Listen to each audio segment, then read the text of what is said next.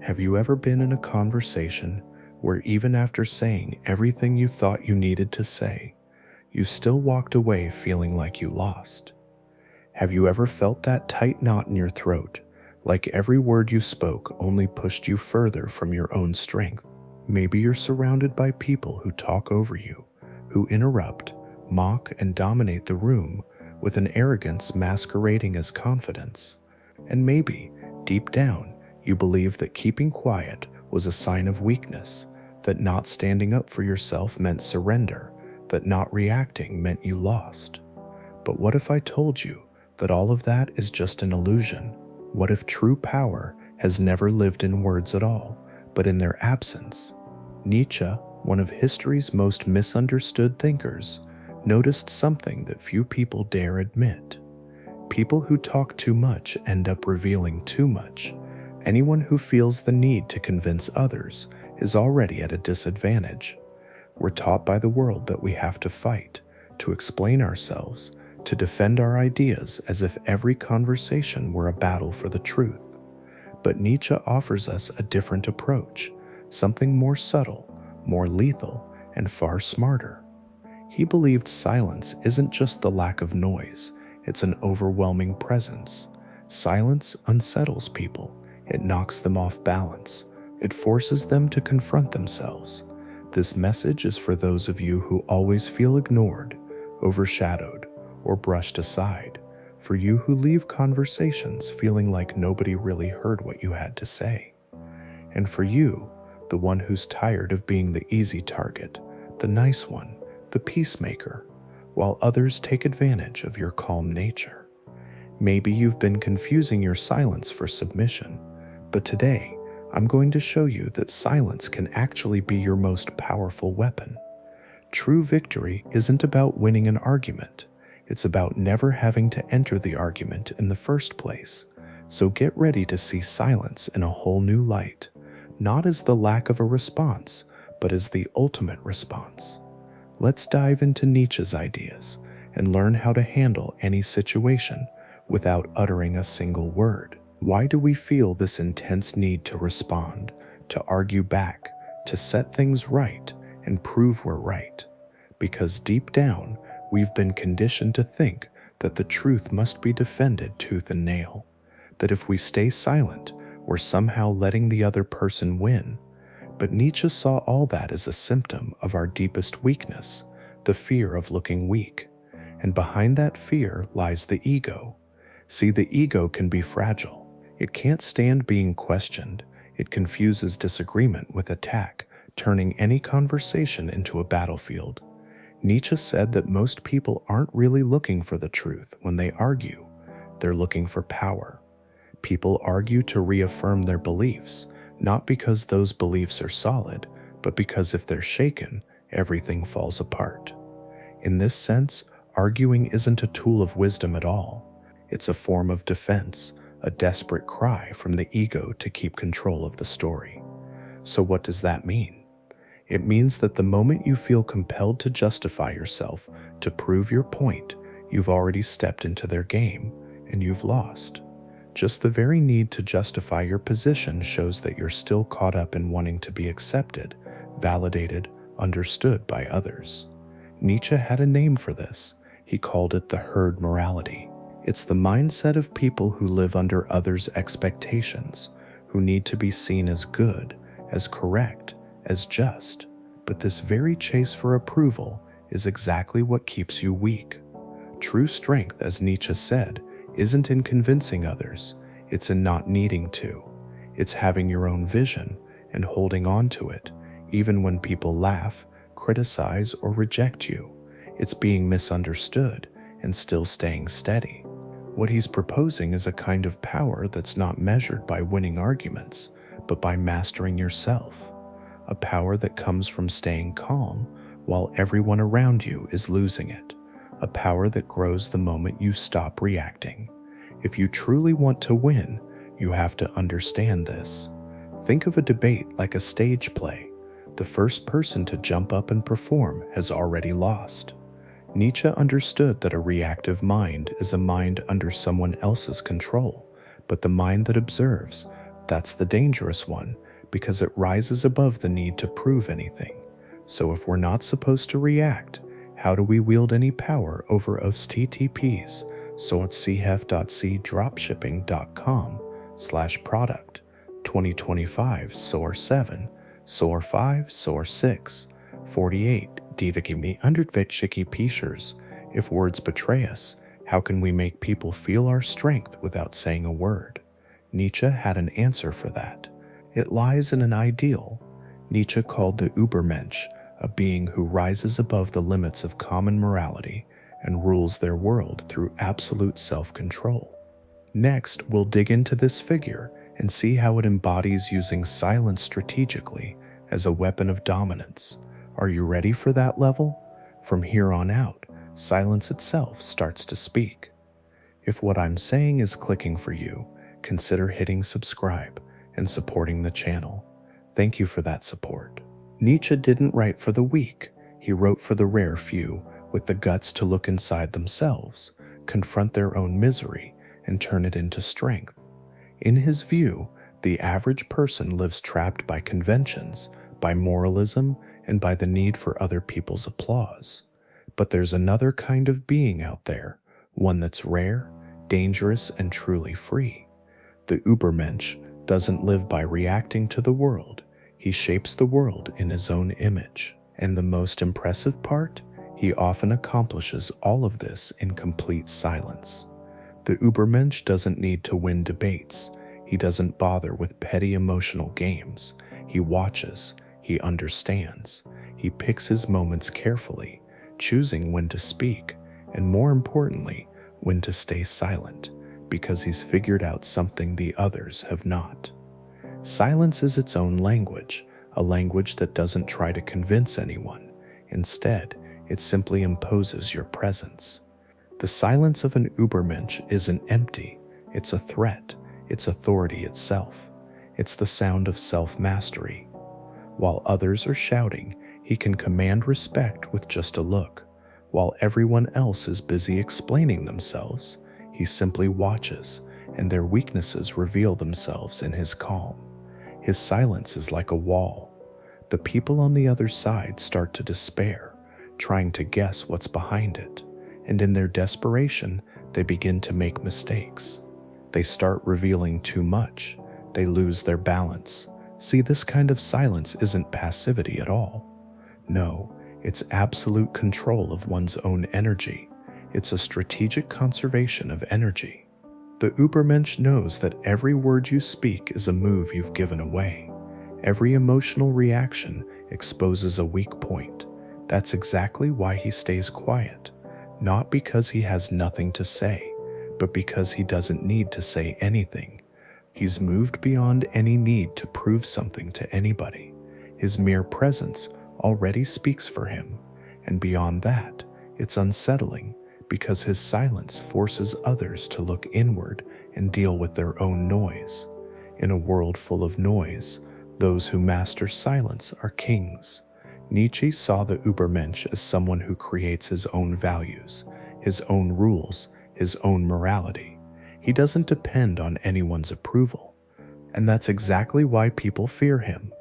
Nothing is more disconcerting than an individual who can't be manipulated by guilt, by fear, or by the need for approval. His silence is his shield against all of that. And when he finally does speak, it's because his words are about to topple an empire. But this brings up a big question. Why is silence so unsettling to other people? Why do so many feel threatened when somebody just chooses not to react? What goes on inside a person's mind when the confrontation they expected is met with nothing but a heavy silence? The answer lies in psychology, and that's exactly what we're going to explore next. You see, to grasp the power of silence, we first need to understand the chaos it stirs up in other people's minds. And trust me, it runs far deeper than it appears.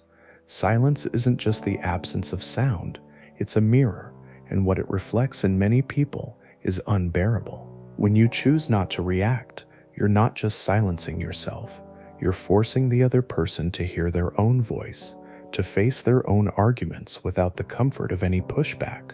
And that really throws them off, because most people don't talk to express themselves. They talk to protect themselves, to convince themselves, to hide the emptiness between what they say and who they really are.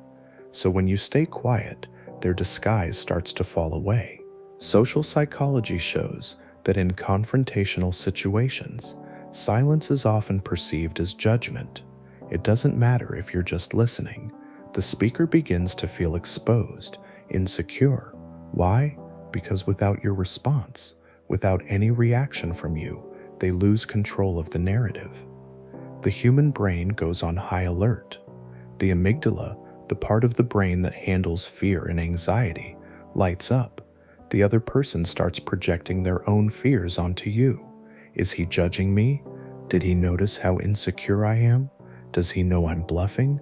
And on this psychological battlefield, silence acts like an invisible blade. It cuts where no one can see, but everyone can feel it. Nietzsche sensed this truth long before modern psychology ever confirmed it. To Nietzsche, the average person is a slave to their reactions. They act on impulse, react out of vanity, speak out of a fear of being forgotten. But the superior spirit, the person who has mastered themselves, stays silent because they know that every word uttered is a move handed to the enemy. Every emotional reaction is like an involuntary shout that reveals exactly where you can be attacked. And beyond that, silence has a devastating effect on manipulators. People who thrive on controlling others emotionally depend on your reactions to keep playing their game. When you don't react, you break that cycle, and the manipulator starts to panic. They need your response to validate their own position. Without it, they lose their footing.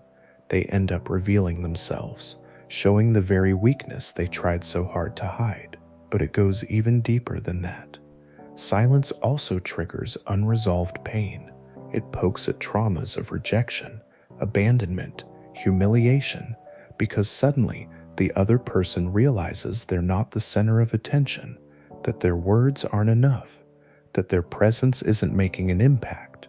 And for the narcissistic ego, that's unbearable. That's why when you stay silent, you're not just defending yourself, you're actually attacking them exactly where it hurts most, right at the center of their illusion. And this is why silence takes strength. It's uncomfortable, not just for others, but for you too, because it goes against everything we've been taught. It goes against the impulse to react, to justify yourself, to explain yourself. But it's exactly for that reason that silence is so powerful, because it demands mastery, and mastery is true power. Now that you understand how silence works in someone else's mind, how it triggers insecurities, breaks down defenses, and unmasks posturing, it's time to go a step further. It's time to stop being just an observer and start using this strength deliberately, strategically. In the next section, you'll find out exactly how to turn silence into a conscious weapon. How do you win any argument without uttering a single word? Once you learn how to do that, no one will be able to control you anymore. The time has come to not just understand the power of silence, but to start using it, because knowledge without practice is just dead theory. From here on out, you're going to learn to turn your silence into a precision weapon, using it not just as a defensive shield, but as a sharp blade, ready to cut through others' masks at the exact moment they least expect it. And the first step is simple, yet brutal. Stay silent when every fiber of your will is screaming to respond. That takes real strength, because everything inside you will want to react. You'll want to justify yourself. You'll want to prove you're right. But that very desire is poison. Every time you give in to that urge, you reveal that you're still under others' control, that you still care what they think, that you're still playing by their rules. True silence is born only when you kill that need, when you finally understand that you owe nothing to anyone, that the truth doesn't have to be spoken aloud to be real. The second weapon of silence is observation. While others talk, get lost in explanations, and try to fill the void with words. You listen, but you aren't listening just so you can reply. You listen the way a hunter listens for footsteps in a forest. You pick up on the fears hiding between their words, the subtle contradictions, the insecurities dressed up as arrogance, and you tuck all of it away, because when you do speak, if you speak, it will be surgical. You'll speak with the precision of someone who has mastered the other person's emotional landscape. Now the third weapon is time. Learn to let silence stretch out. A pause creates tension, and tension equals power. While the other person keeps talking, waiting for you to react, and that reaction never comes, they start to collapse inwardly. The discomfort on their end only grows. Their mind starts filling that void with assumptions, fears, paranoia. Just a simple look from you, accompanied by silence, can hit harder than 10 well-crafted sentences. Now for the fourth weapon, unpredictability. When you master silence, you become unpredictable. And the unpredictable is always feared because people don't know what to expect from you. When they have no idea what you'll do or say, they lose the advantage. They grow cautious. They start measuring every word. You flip the whole dynamic of the interaction. Instead of you reacting to them, suddenly you're the gravitational center of the conversation. By this point, your silence isn't an absence at all. It's pure dominance. But be careful here. Don't ever confuse silence with passivity. Remember, Nietzsche was never a fan of weakness. The kind of silence I'm talking about is active, tense, charged with intention. You're not just holding back, you're preparing. You're choosing your moment, positioning yourself with a kind of strength that doesn't have to be loud to be felt. And when the right moment finally comes, after your silence has already said everything it needed to, you can speak a single sentence, a precise comment, something that ends the discussion not by being louder, but by being truer, deeper, undeniable. Now this brings us to a more delicate point, because up until now, we've been talking about how to use silence to win. But sometimes it's not about winning at all. It's about emotionally surviving. There are situations where people aren't just arguing with you, they're using you, manipulating you, draining you, and you, without even realizing it, are handing over your power day after day. You're being dominated without a single word ever being spoken. And that brings us to the darkest part of this journey. This is when silence stops being a strategy and instead becomes a silent scream from someone who has lost control of their own life. Next, we'll shine a light on this truth, show how you might be getting used without even realizing it. Because while you think you're avoiding conflict, someone else might be building an empire on your silence. Nietzsche knew that long ago. Ask yourself, is there anything more twisted than being silenced? It's being conditioned to think that staying silent is your only option. It's the idea that swallowing your anger, giving in during arguments, avoiding conflict at all costs, these things are supposedly the marks of maturity, that staying silent is a sign of balance. But what if I told you that's a trap? Because a lot of the time, that kind of silence isn't wisdom at all. It's just submission in disguise. Nietzsche saw that with brutal clarity. What you call keeping the peace is often just a domesticated surrender. Think about it. Have you noticed how some people take advantage of your calm, your willingness to listen, to let things slide, to avoid confrontation? They push their ideas on you, impose their will, take up space that was yours, and you let them. You tell yourself it's not worth the fight, that it's better to keep the peace, that it's not a big deal. But the truth is, you're paying a very steep price for this so-called peace. And the worst part, you're being used by those who know you'll never fight back. Nietzsche talked about the morality of slaves, a value system built by the weak to survive in a world ruled by the strong. It's a morality of resignation, of guilt, of being nice, an invisible code that teaches you to nullify yourself, to shrink down, to conform, and even feel virtuous for doing it. But Nietzsche didn't write for people who accept that fate. He wrote for those who dare to break those chains, for those who realize they're being used and decide to stop playing along in their own submission. When you accept this kind of silence, the kind that eats you up from the inside, you're surrendering your power without even realizing it. You're being shaped by everyone else's expectations. You're not yourself anymore, you're whatever others need you to be. And that's the exact opposite of what Nietzsche called the will to power. Because the true will to power isn't about shouting, it isn't about dominating others, it's about dominating yourself. It's about regaining control of your own story. It's about being silent, not because you're afraid, but because you don't owe anyone anything. That silence of submission needs to die. And in its place, a silence of presence must be born, the kind that doesn't bend, that doesn't bow, that doesn't apologize for existing. It's the silence that stands tall amidst chaos, and without a word, changes the course of a situation. This is the kind of silence Nietzsche would respect, the silence of an individual who has become the master of themselves. But how do you reach that level? How do you go from being manipulated to being the master of your own presence? How do you kill the herd morality inside you and be reborn as someone who commands respect, even in silence? The answer lies in the most powerful figure in Nietzsche's philosophy, the Übermensch. We've talked about him already. Now it's time to understand how to become one. In the final chapter, you'll discover what it takes to embody this new type of human. Because the world doesn't need more talkers, it needs people who master silence and rule with it. We've reached the final point, and now I need you to understand one thing with absolute clarity. Silence is not absence. It's not emptiness. It's not just a gap between sentences. True silence is pure presence. It is mastery. It's a sign that you're no longer reacting to the world. You're shaping it just by your presence. Nietzsche never wrote for people who are content just to survive. He wrote for those who want to transcend, those willing to rip off the masks society has put on them, even if it hurts.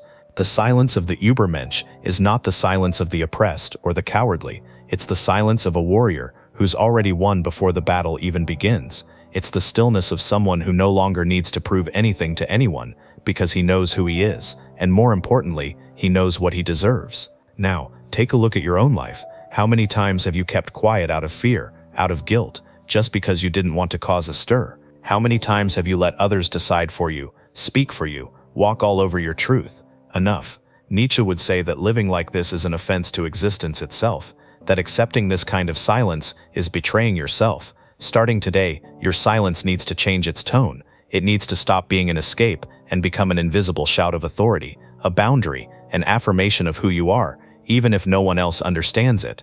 Because who you are doesn't need to be understood, it needs to be lived, and that takes courage. Do you have that courage? Then declare it. Comment below. I choose the silence that commands respect. Not just so I know you made it this far, but so you can publicly affirm that choice, your commitment to yourself. Because words do have power, even when they're talking about silence. And one more thing, don't stop here. The next video is essential. It'll expand on what you've learned here, and take your mind even further. Don't watch it for me. Watch it because you deserve to go beyond.